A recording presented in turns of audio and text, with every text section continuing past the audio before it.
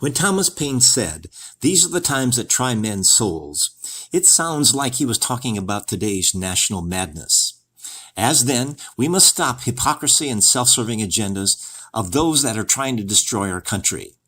The founders knew the price to fight any war is always less than the cost of not fighting it, and the cost of not fighting this chaos will be socialism, more racism, reparations, affirmative action, and the use of discrimination to administer what they consider social justice.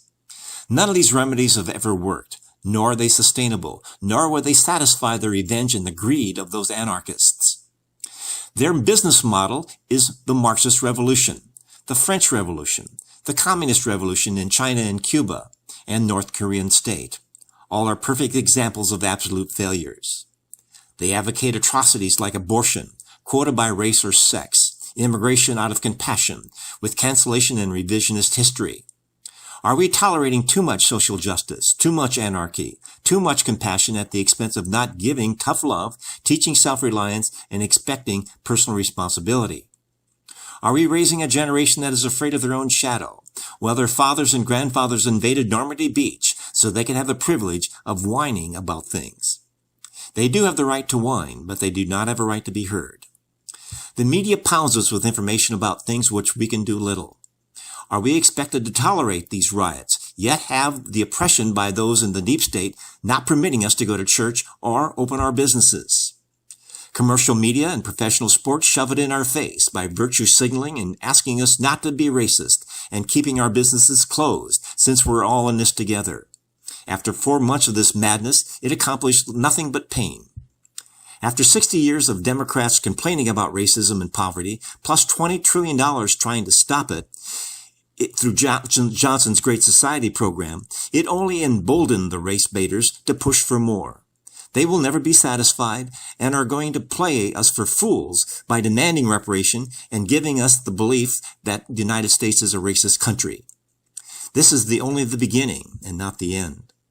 Media, start announcing how many Americans die each day from something other than COVID-19. Since this pandemic started, it apparently cured cancer, heart disease, pneumonia, asthma, COPD, H1N1, SARS, and the flu, as we don't hear about the thousands of people dying each day by those causes. Stop sounding the alarm about new infections. New infections must happen for herd immunity to work. Sooner or later, we will all become infected. And also remind us that 99.8% of those infected recover.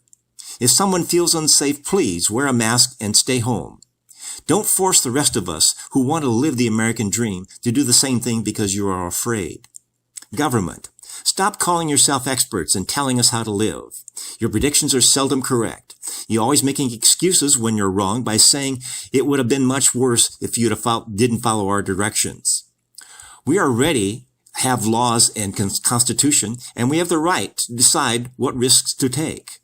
We the people are the leaders of the country, not the unelected bureaucrats, lobbyists, and so-called academic experts who never worked in the private sector.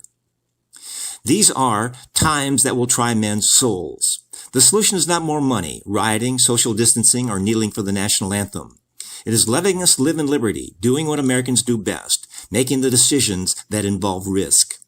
If we fought World War II like this, we would be all speaking German. This is Keith Kuby, wishing you the best in making the world a better place.